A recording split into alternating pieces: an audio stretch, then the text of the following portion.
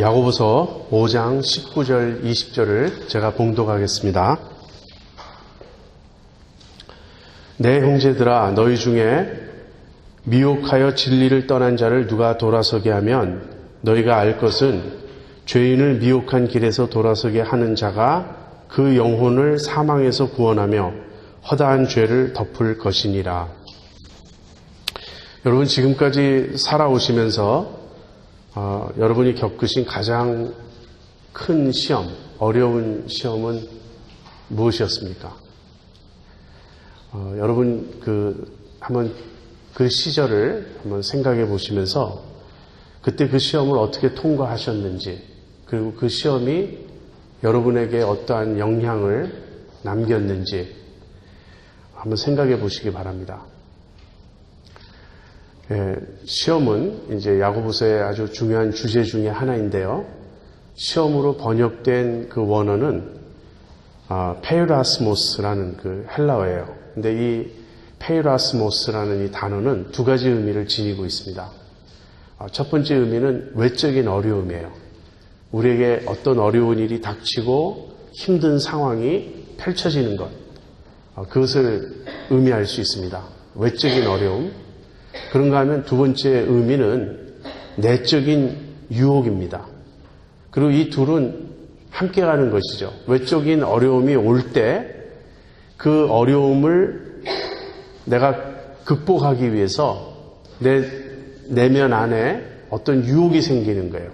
그 유혹이라는 것은 부정한 방법이라든지 그릇된 방법을 통해서라도 그 어려움을 빨리 극복하고 싶다는 그러한 유혹이 되겠죠. 여러분, 하나님은 우리에게 시험을 허락하십니다. 우리에게 어려운 일이 일어나도록 허락을 하세요. 그것은 하나님이 우리가 고통 겪는 것을 좋아하시거나 우리가 힘들어하는 것을 보고 참 고소해하시거나 그런 차원이 전혀 아니고요. 또 그런가 하면 하나님이 우리가 그 시험을 겪음으로써 죄를 짓고 유혹에 빠져서 그릇된 길로 가게 하기 위함이 전혀 아닙니다. 우리가 잘 아는 바입니다. 하나님이 우리에게 시험을 허락하시는 것은 우리의 믿음을 점검하고 우리의 믿음을 굳건하게 세워주시기 위함입니다. 그래서 시험을 허락하세요. 그런데 그 시험이 우리에게 닥칠 때 우리 안에 그릇된 욕심이 작용을 해서 그 우리에게 닥친 시험이 유혹이 되는 것입니다. 그래서 우리가 종종 시험이 닥칠 때 믿음으로 그 시험을 극복하지 못하면 오히려 믿음에 파산하고 또는 파선하게 되는 그러한 결과를 맞이하게 됩니다. 우리는 그때 하나님을 원망해서는 안 됩니다. 이 모든 것은 하나님 책임이야. 하나님 탓이야. 하나님이 나에게 어려움을 주셨기 때문에 이런 일이 생긴 것이지 어쩔 수 없었어. 우리가 이렇게 변명하지만 야고보는 그 점을 분명히 밝힙니다. 우리가 시험을 받은 것은 우리 안에 있는 욕심 때문이라고. 우리가 죄의 유혹에 넘어간 것은 내 속에 있는 그릇된 욕심 때문이지 하나님 그렇게 하신 것은 아니라고. 여러분, 시험의 의미는 무엇입니까? 우리가 시험이 없는 삶을 살면 참 좋겠죠? 그러나 그것은 환상입니다. 절대 그러한 삶은 없어요. 우리가 살아가면서 크고 작은 여러 어려움에 부딪힐 수밖에 없고 어려움을 겪을 수밖에 없습니다. 그래서 먼저 우리가 기억해야 될 것은 시험은 있다는 것이에요. 시험은 반드시 있습니다. 문제는 이 시험을 우리가 어떻게 대할 것인가 하는 것입니다. 그런데 우리가 아까 그 과거의 시험을 경험했던 것을 되돌아보라고 제가 말씀을 드렸는데 시험 겪을 당시에는 우리에게 제일 중요한 것은 보통 빨리 시험에서 벗어나는 것, 한마디로 덜 힘든 것, 힘든 일에서 우리가 벗어나는 것, 아마 그 점이 될 것입니다. 그러나 시험을 다 지나고 난 이후 멀리 떨어져서 뒤돌아볼 때, 그 시험을 볼 때 여러분의 마음에 가장 중요했던 점은 무엇으로 떠오르십니까? 믿는 우리들에게는 내가 그 시험을 하나님 뜻대로 통과했느냐 하는 그 여부일 거예요. 다시 말해서 내가 그 시험을 믿음으로 잘 그때 견뎠더라면, 그때 왜 내가 조금 더 인내하지 못했을까? 그때 왜 내가 조금 더 하나님을 굳게 붙잡고 믿지 못했을까? 하는 그런 관점일 거예요. 그래서 우리 인생의 시험은 반드시 있는데 이 시험을 생각할 때 언제나 우리가 생각해야 될 것은요, 믿음입니다. 하나님은 우리의 믿음을 세워주시기 위해서 시험을 주시는 것이고, 시험의 의미는 우리가 그 시험을 빨리 벗어나거나 또는 그 시험에서 지나치게 어렵지 않거나 힘들지 않거나 그런 데 있는 것이 아니라 내가 이 시험을 믿음으로 통과했는가, 그리고 그 결과 이제 믿음에 굳게 서게 되었는가 하는 그 점에 있다는 것입니다. 그래서 야고보 선생은 야고보서를 마무리 지으면서 다시 믿음이라는 주제로 되돌아옵니다. 앞부분에서 시험에 대해서 많이 말씀하셨어요. 시험을 당할 때 인내하라. 원망하지 말고 인내하라. 시험을 당할 때 내가 마치 그 문제를 내 힘으로 해결할 수 있느냐 맹세하고 장담하지 말고 오히려 겸손히 하나님께 기도하라. 이런 가르침을 주신 후에 맨 마지막에 믿음에 대한 가르침으로 이제 옮겨옵니다. 결국 시험의 의미는 믿음이라는 거예요. 내가 시험을 통해서 내 믿음이 있는가를 확인할 뿐 아니라 내 믿음이 시험을 통해서 연단을 받고 굳게 빚어지고 세워지는 그런 결과를 가져오게 된다는 것입니다. 오늘 이 본문 19절 20절에서 야고보 선생은 미혹하여 진리를 떠난 자에 대해서 말씀을 하십니다. 내 형제들아, 너희 중에 미혹하여 진리를 떠난 자를 누가 돌아서게 하면, 이렇게 말씀하고 있어요. 그래서 우리 중에 누군가가 미혹하여 진리에서 떠난 자가 있을 경우에 어떻게 해야 하는 것인가 하는 그 말씀인데요. 이 두 본문은 따로 떼어서 생각할 수도 있고 앞과 연결해서 생각할 수도 있습니다. 저는 앞과 연결해서 생각하는 입장이에요. 왜 우리 중에 누군가가 미혹하여 진리를 떠나게 되는 것일까? 그것은 시험 때문이라는 거예요. 우리에게 시험이 옵니다. 어려움이 옵니다. 그 어려움을 인내하고 또 잘 극복하고 하나님의 도우심을 구하고 기도하고 그렇게 해서 그 시험에 승리할 수도 있지만 어떤 사람은 시험에서 넘어집니다. 그 시험에 통과하지 못해요. 시험이 오면 그의 믿음의 실상이 드러나는데 그 믿음의 실상은 진짜 믿음이 없었다는 것. 그렇게 드러나는 것이죠. 그래서 저는 여기서 누군가 미혹하여 진리에서 떠난 자가 있다고 할 때 그것은 시험의 결과다. 이런 관점으로 봅니다. 그러나 그렇게 보지 않는 사람들도 많이 있어요. 이 마지막 두 절을 따로 떼어내서 또 다른 독자적인 권면으로 보는 분들도 있습니다. 그러나 저는 결과적으로 마찬가지라고 생각해요. 여러분, 누군가가 외부적인 어려움이 있기 때문에 그 외부적인 어려움을 믿음으로 잘 극복하지 못한 결과 믿음에 파산할 수도 있지만 그 외부적인 어려움과 관계없이도 우리는 얼마든지 믿음을 잃어버릴 수가 있습니다. 그러나 믿음을 잃어버린다는 그 사실 자체가 가장 큰 어려움 아닌가요? 믿음을 잃어버리는 그 일 자체가 가장 큰 시험이 아닌가요? 그렇기 때문에 이 믿음을 잃어버리는 이러한 경우를 시험의 결과로 보든지 그렇지 않든지 마찬가지입니다. 우리에게 어려움이 닥치는 거예요. 믿음의 어려움이 닥치는 거예요.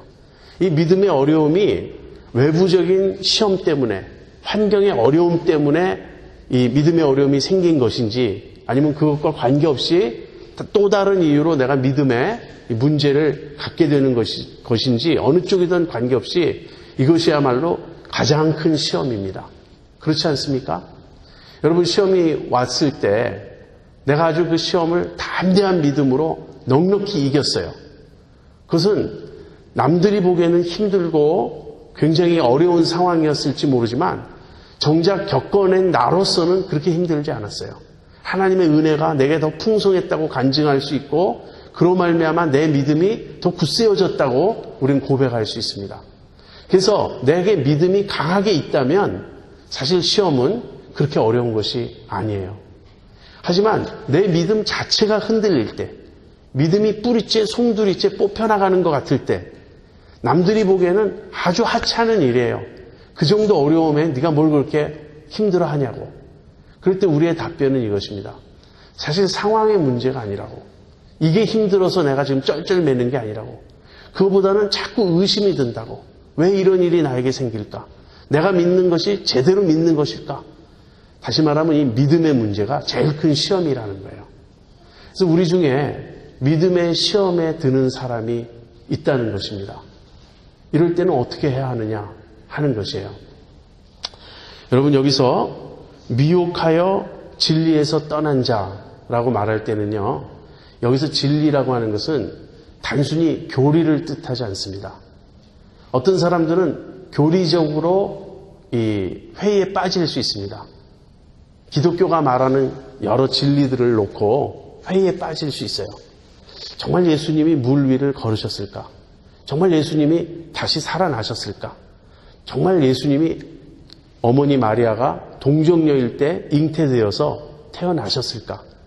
정말 하나님이 이 세상을 지으셨을까? 이런 기독교의 아주 근본적이고 중요한 진리들에 대해 회의할 수 있습니다. 오늘 아침 제가 이제 교사 예배 때 에스터에게 우리 이해천 형제님 큰딸 에스터에게 이 설교를 했을 때 에스터가 그 케이스를 얘기하는 거예요. 자기 친구 중에 누군가가 하나님이 선한 사람들을 지옥에 보내신다는 생각 때문에 자기는 너무나 괴롭다고. 그래서 자기는 믿음을 버리기로 했다고. 하나님을 더 이상 믿지 않게 되었다고. 여러분, 하나님이 선한 사람을 지옥에 보내신다는 그 사실 때문에 믿음이 흔들리는 사람들이 많이 있습니다. 여러분 주변에는 없었습니까? 기독교의 교리가, 지옥이라는 교리가 목에 가시처럼 딱 걸려서 넘어가지 않는 거예요. 생각하면 생각할수록 그것이 힘든 거예요. 그래서 신앙의 회의에 빠지는 사람, 여러분 보신 적 없습니까? 제가 에스터에게 이렇게 답변했어요.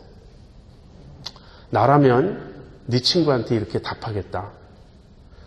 하나님은 선한 사람을 지옥에 보내시지 않는다고.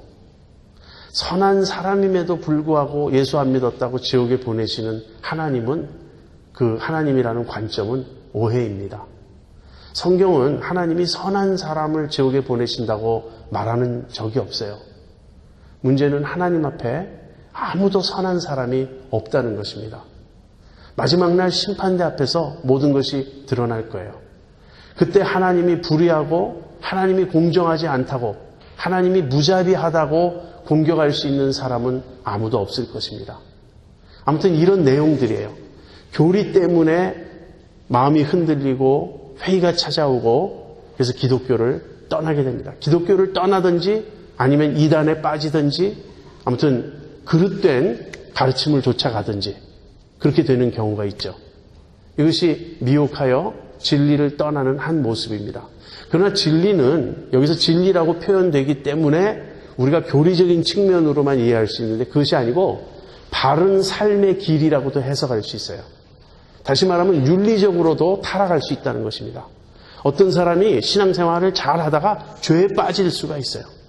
죄에 빠져서 그야말로 더 이상 믿음 생활을 못하게 되고 교회를 떠나게 되고 완전히 하나님과 등지게 되고 죄에 빠져서 믿음이 파산하는 그러한 일도 있을 수 있습니다.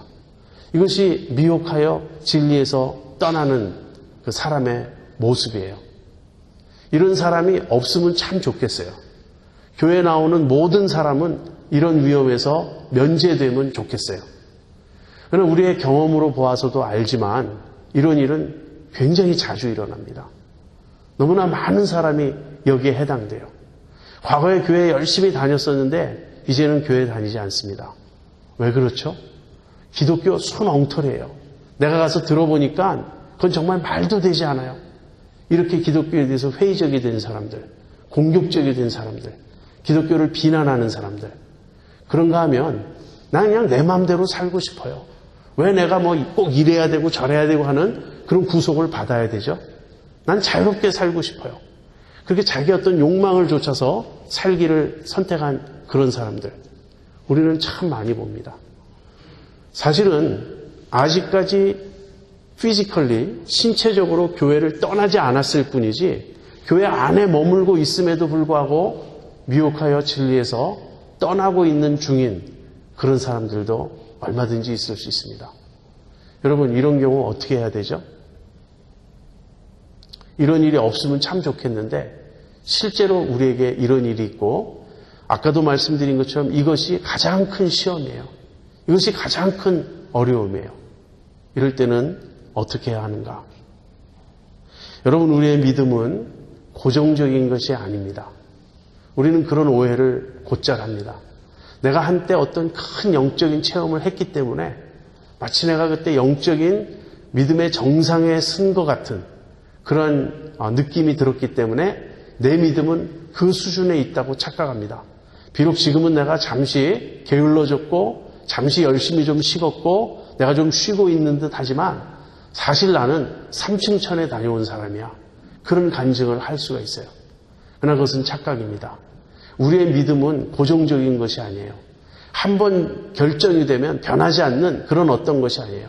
믿음은 살아있는 것이고 믿음은 끊임없이 변화되는 것입니다.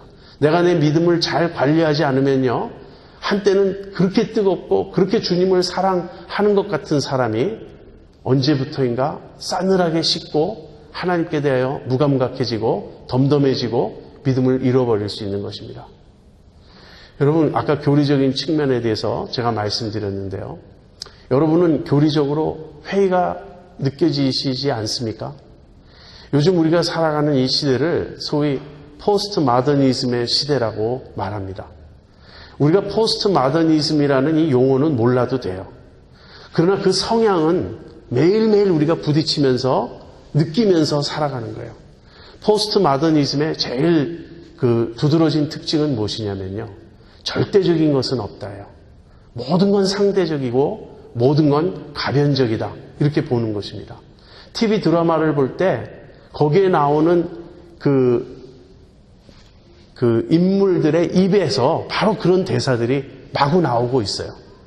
그래서 우리가 기독교가 가르치는 바를, 기독교 신앙의 그 진리를 우리가 확고하게 붙잡고 주장하게 되면요, 당장 우리는 교조적인 사람, 도그메릭한 그런 사람이 되고요, 독단적인 사람, 자기만 옳다고 주장하는 사람이 되고 교만한 사람이 되고 독선적인 사람이 됩니다. 그래서 상대주의와 더불어 또 포스트 마더니즘의 특징은 무엇이냐면 다원주의예요. 모든 것이 상대적이니까 다른 입장도 다 수용해야 한다는 것입니다. 여러분, 다원성은 인정해야 됩니다. 불교 믿는 사람의 믿음을 존중해줘야 돼요. 그 사람도 얼마든지 믿을 수 있는 자유가 있고 그들의 믿음도 귀한 가치가 있는 것입니다. 그러나 불교적인 신앙과 기독교적인 신앙과 이슬람의 신앙이 결국은 다 마찬가지다라고 말하는 다원주의 자체가 가장 독선적이고 가장 획일적인 신앙인 거예요. 우리 기독교인의 입장에서는 불교에도 많은 좋은 점이 있음에도 불구하고 궁극적인 구원의 길이 될 수 없다고 보는 것입니다. 오직 예수 그리스도를 통해서만 우리는 구원받을 수 있다는 이 신앙을 양보할 수 없어요.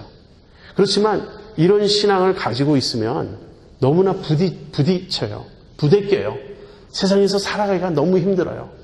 그래서 우리도 모르게 타협하게 되고 우리도 모르게 회의적이 되고 우리도 모르게 분명하고 확실하게 믿기보다는 그저 대강 두리뭉술이 그렇게 넘어가고 싶어지는 것입니다.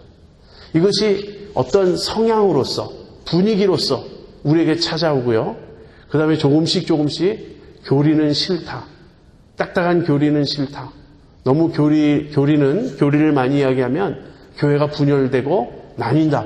이런 부정적인 인식을 갖게 되면서부터 점점 우리는 진리에서 떠나게 되는 것입니다. 여러분, 우리 자녀들이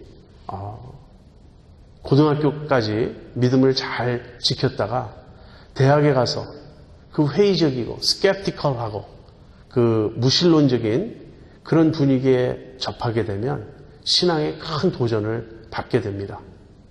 이것이 우리가 살아가는 세상의 모습이에요. 윤리적으로는 또 어떻죠? 윤리적으로는요, 이제 성적인 윤리는 거의 땅에 떨어진 것 같아요. 크리스천 그 젊은이들에게 설문조사한 결과에도 큰 차이가 없습니다. 혼전성 경험이 문제가 될 거 없다. 많은 사람이 그렇게 답을 합니다. 교회 다닌다고 하는 청년들이. 그리고 정직의 중요성을 별로 인식하지 못하고 있습니다. 남에게 해가 되지 않는다면 삶의 편의를 위해서 조금씩 거짓말할 수 있는 것 아닌가. 법이 잘못됐는데 왜 꼭 법을 지켜야 되죠? 이러한 반응들. 그래서 우리가 살아가는 이 시대가 그냥 가만히 있어도 우리의 믿음을 자꾸 흔들고 우리의 믿음을 공격해오고 우리의 믿음을 변질시킵니다. 여러분, 이럴 때는 어떻게 해야 되죠? 이 시대의 흐름에 저항하지 않고 그냥 따라가야 되나요? 어떻게 해야 되나요? 네, 여기서 믿음의 공동체의 중요성이 떠오르는 것입니다. 우리가 서로 돌아보면서 믿음을 격려해야 돼요. 우리가 세상에 나가서 살다 보면 내가 가지고 있는 신앙, 내가 가지고 있는 관점, 내가 가지고 있는 가치관이 잘못된 것 같이 느껴질 때가 있어요. 아무도 나처럼 생각하지 않아요. 아무도 나처럼 이 세상을 살지 않아요. 내가 잘못된 것인가? 그렇게 생각할 수 있습니다. 그러나 우리가 믿음의 공동체 안으로 들어올 때 이 공동체 안에서는 다른 걸 발견하게 됩니다. 이렇게 믿는 사람들이 있어요. 하나님의 살아계심을 확신하고 있는 사람들이 있어요. 정말 내게 손해가 나더라도 정직하게 살아야 된다고 믿는 그런 사람들이 있어요. 성적인 순결을 아주 중요시 여기는 사람들이 있어요. 하나님의 말씀은 변함이 없다고 믿는 그런 사람들이 있어요. 그런 사람들 안에서 우리의 신앙은 유지가 될 수 있는 것입니다. 그런 사람들끼리 깊게 교제하고 서로를 북돋아주고 세워줄 때 우리의 신앙은 확고해질 수 있는 것입니다. 그렇지 않으면 얼마든지 미혹하여 진리를 떠날 수 있다는 거예요. 자, 이런 상황 속에서 우리 중에 누군가가 미혹하여 진리를 떠나면 우리는 어떻게 해야 되는가? 여러분 어떻게 하십니까? 저는 오늘 이 말씀 앞에 제가 정직히 서보려고 해봤어요. 나는 미혹하여 진리를 떠나는 사람들에 대해서 어떤 태도를 취하는가? 저는 첫 번째로는 교리적으로 그 문제를 접근합니다. 한때 교회를 열심히 다녔는데 지금은 교회를 다니지 않는다. 나도 옛날에는 예수님을 진실히 믿었지만 이젠 더 이상 믿지 않는다. 이렇게 말하는 사람들, 물론 이유가 다 있습니다. 그들이 다녔던 교회에서 너무나 좋지 않은 경험을 했어요. 너무나 기독교와는 반대되는 그런 모습을 목격했어요. 이유가 있고 타당할 수도 있습니다. 그러나 그럼에도 불구하고 저는 어떻게 생각하냐면 진짜로 거듭난 사람들이 아니었다. 정말 예수님을 참으로 알았던 사람들이 아니었다. 예수님을 정말 인격적으로 만나고 진정으로 거듭난 사람이라면 절대로 예수님을 떠날 수 없다. 그렇게 교리적으로 평가합니다. 그리고 믿음을 버리면서 교회를 공격하는 사람들에 대해서 사실 저는 감정적으로 불편해요. 왜냐하면 믿음의 대상이신 주님이 저에게 너무나 소중하기 때문이에요. 저는 주님에 대해서, 기독교에 대해서, 교회에 대해서 누군가 비난하는 말을 때 꼭 우리 교회일 필요가 없습니다. 그냥 일반적으로 교회들에 대해서, 기독교에 대해서 공격할 때 내가 돌 맞는 것 같아요. 내 얼굴에 침을 뱉는 것 같아요. 그래서 마음속에서부터 아픔과 분노와 막 그런 게 있습니다. 그게 제 오늘 본문을 읽으면서 제가 느낀 솔직한 제 느낌이에요. 그렇지만 본문은 그렇게 말하지 않습니다. 누군가가 미혹하여 진리를 떠날 때 분노하라. 누군가가 미혹하여 진리를 떠날 때 그 사람은 거듭나지 않은 사람이었으니까 이라고 판단하라. 그렇게 말하지 않고 있어요. 그 사람을 돌이키라. 가서 그 사람을 돌이키라. 그렇게 말하고 있습니다. 저는 그래서 오늘 본문이 쉽지 않은 본문이에요. 저에게는. 그렇지만 이것은 하나님의 말씀이에요. 여러분 왜 그래야 되죠? 이것은 영원한 운명이 걸려있는 문제이기 때문에 그래요. 이것은 영생의 문제가 걸려있는 것이기 때문에 그래요. 우리가 미혹하여 진리에서 떠난 자를 돌이키면 그 사람을 어떻게 한다고요? 그 영혼을 사망에서 구원하는 것이에요. 여기서 사망이라는 것은 영원한 사망을 말합니다. 영원히 하나님으로부터 분리되는 그 죽음을 말해요. 미혹하여 믿음에서 떠난 자, 진리에서 떠난 자를 돌이키면 그것은 그 영혼을 영원한 사망에서 구원하는 일, 건지는 일이 된다. 얼마나 중요한 일입니까? 그냥 감정적으로 내가 좀 싫어하는 성향의 사람, 나와 맞지 않는 사람, 나랑 의견이 다른 사람, 그런 차원이 아니에요. 이 사람은 멸망에 이르고 있는 거예요. 내버려두면 영원한 사망에 처할 사람이라는 거예요. 영원한 사망에서 구원하고 허다한 죄를 덮느니라. 그 사람이 하나님 앞에서 어떤 잘못이 있든지 그동안 하나님께 어떠한 식으로 반항을 했든지 관계없이 다 용서받을 수 있어요. 그래서 우리가 이 사람의 구원의 문제가 달려있고 영생의 문제가 달려있기 때문에 우리의 자존심쯤은 내려놓아야 됩니다. 하나님께 섭섭하여 그 마음이 다쳐서 떠나는 사람이 어떻게 좋은 말 하겠습니까? 기독교는 너무나 훌륭합니다. 다만 제가 너무 부족해서 교회 다닐 수가 없습니다. 그렇게 말하면서 교회를 그만두겠습니까? 그렇지 않죠. 교회를 떠나는 사람은 분노하기 때문에 떠나는 거예요. 믿음이 없어졌기 때문에 떠나는 거예요. 하나님께 실망했기 때문에 떠나는 거예요. 사실은 하나님보다는 하나님 믿는다고 하는 사람들에 대해서 실망했기 때문이었을 수가 더 많지만 어쨌든 그래서 우리는 그런 사람을 돌이켜야 됩니다. 물론 우리가 할 수 있는 일이 있고 할 수 없는 일이 있어요. 우리가 인간적으로 설득하고 우리가 모든 수단과 방법을 다 동원해서 달래고 어르고 말한다고 해서 되는 문제는 아닙니다. 우리가 사랑을 가지고 돌아볼 필요가 있습니다. 정말 그 영혼을 불쌍히 여기고 세워주려고 하는 그런 노력이 있습니다. 이것은 여러분 목사만의 책임이 아닙니다. 우리들 모두의 책임이에요. 우리가 계속 서로를 돌아봐야 됩니다. 정말 믿음 안에 있는가? 여러분 히브리서 2장 12절 13절에 이런 말씀이 있습니다. 형제들아 너희가 삼가 혹 너희 중에 누가 믿지 아니하는 악심을 품고 살아계신 하나님에게서 떨어질까 염려할 것이요 오직 오늘이라 일컫는 동안에 매일 피차 권면하여 너희 중에 누구든지 죄의 유혹으로 강팍해 됨을 면하라. 우리 중에 누군가가 살아계신 하나님으로부터 떨어질 경우 우리가 피차 권면해야 됩니다. 피차 권면해야 돼요.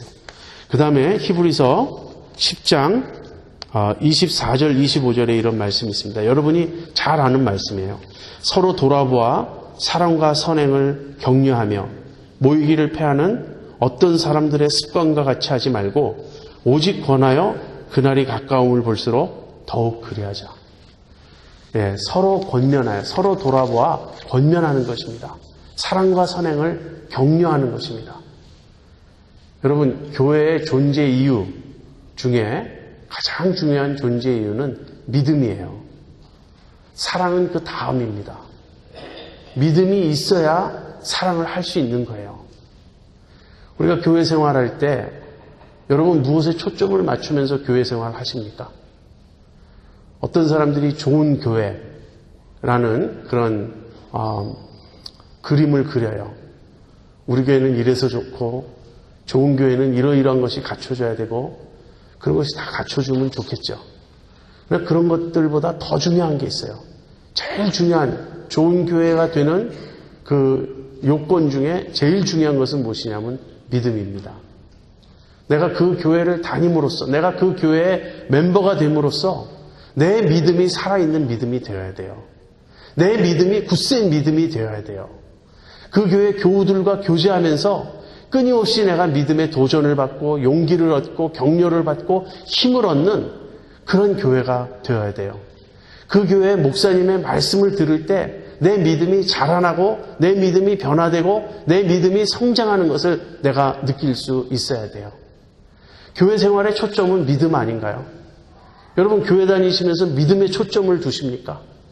내가 이 교회에서 교회 생활 정말 좀 재밌게 하고 싶은데 교회 생활이 이러면 좋겠는데 그런 것이 다 만족된다 할지라도 내가 믿음이 성장하지 않는다면 그 교회 생활은 껍데기가 아닙니까? 그래서 믿음에 초점을 맞춰야 됩니다. 누가 우리 중에서 믿지 아니하는 악심을 품고 살아계신 하나님으로부터 떨어질 수 있습니다. 누군가가 미혹하여 진리에서 떠날 수가 있습니다. 그러한 일이 어쩔 수 없이 일어나겠지만 우리는 그러한 일이 일어나지 않도록 우리가 서로 돌아보아 격려하면서 믿음을 세워주면서 늘 믿음을 일깨워 주려고 노력해야 됩니다. 예를 들면 기도 생활 하나 얘기해 보죠. 아무래도 혼자서 기도 생활 잘하기는 어렵습니다. 그래서 합심해서 기도하는 게 필요해요. 저는 지난주에 사실 좀 당황했습니다. 안호진 선교사님을 위해서 우리 같이 기도하자. 우리 좀 합심해서 기도하자고 그랬는데 아무도 통성으로 기도하지 않는 거예요. 갑자기 저만 목소리가 커졌다가 곧 줄어들고 말았습니다. 여러분 기도가 왜 그렇게 안 나옵니까? 물론 속으로 기도할 수도 있습니다. 그러나 합심해서 기도하자고 말할 때는 소리내서 기도하는 거예요. 악을 쓰라는 게 아니고 고함을 지르라는 게 아니고 모두가 마음을 합쳐서 기도해야 되는 것입니다. 우리가 열심히 기도하지 않으면 우리도 모르게 우리의 신앙이 자꾸 식습니다. 우리 교회는 말씀을 강조하는 교회임에는 틀림이 없습니다. 저를 가르쳐 주신 지금은 목사님이 되신 여자 전도사님이 계셨는데 그분이 저한테 이렇게 말씀하셨어요. 제가 청년의 시절에 성경 열심히 보면서 기도하지 않으면 사탄이 된다. 그리고 기도 열심히 하면서 성경 보지 않으면 미신에 빠진다. 그 말 맞지 않습니까? 여러분 사탄이 성경을 얼마나 잘하는지 아세요? 광야에서 예수님 시험할 때 사탄이 성경을 인용해서 예수님을 시험했습니다. 성경을 잘 알아요. 그렇지만 사탄은 그 말씀을 하나님 뜻대로 사용하지 않고 자기 목적을 위해서 왜곡되게 사용합니다. 우리가 아무리 성경 공부를 많이 해도 아무리 말씀을 사모한다고 하고 열심히 읽는다고 해도 기도하지 않으면 우리의 신앙은 냉랭해지고 우리의 믿음은 약해질 수밖에 없습니다. 반면에 기도는 뜨겁게 하는데 말씀과 담을 쌓는 사람은 미신에 빠질 수밖에 없어요. 그들이 믿는 하나님, 그들이 기도하는 대상은 성경의 하나님이 아닐 수가 있는 것입니다. 그래서 우리가 열심히 기도해야 되겠습니다. 서로 일깨워서 앞으로 여러분 셀 모임 하실 때 기도도 좀 더 열심히 하시기 바랍니다. 열심히 기도하고요. 열심을 좀 전염시켜야 돼요. 누군가가 자꾸 식어가는 것 같으면 우리가 좀 전염시켜야 됩니다. 힘을 내자고. 우리 함께 열심히 믿자고. 그래서 믿음은 어떻게 하면 굳세질 수 있는가? 거기에 대한 대답은 여러 가지가 있지만 오늘 야고보 선생이 우리에게 주시는 말씀은 공동체가 뜨거울 때, 공동체가 살아있을 때, 믿음의 공동체가 서로 돌아보아 믿음을 지켜주고 세워주고 격려하고 함께 나아가고자 할 때 그때 우리의 믿음은 굳건해질 수 있습니다. 이 말씀을 우리 모두 마음에 깊이 새기시길 바랍니다. 앞으로 우리 교회가 어떻게 나가야 될 것인가. 지금 야고보서 오늘로써 다 마쳤습니다. 제가 다음 주에 야고보서의 전체 메시지를 한 주 더 하려고 그래요. 그럼으로써 야고보서를 마치려고 하는데 제가 발견한 야고보서의 주제는 믿음이었어요. 야고보서는 결국 믿음에 대한 책이구나. 진짜 믿음, 살아있는 믿음이 무엇인지를 우리에게 가르쳐주고 있는 그런 책이구나. 그것을 제가 배웠습니다. 그리고 이 믿음에 대한 마지막 야고보 선생의 권면은 돌아보라는 거예요. 너희 중에 미혹하여 진리를 떠난 자가 있거든 그를 돌이키라고. 그러면 영원한 사망에서 건지는 것이 되고요. 허다한 죄를 덮을 것이니라. 적어도 우리 교회에서 믿음에 흔들리는 사람, 미혹하여 진리에서 떠나는 사람 없도록 우리 함께 간절히 기도하고 서로 돌아보고 우리가 서로 신앙을 격려하고 세워줄 수 있기를 바랍니다. 우리 같이 기도하겠습니다.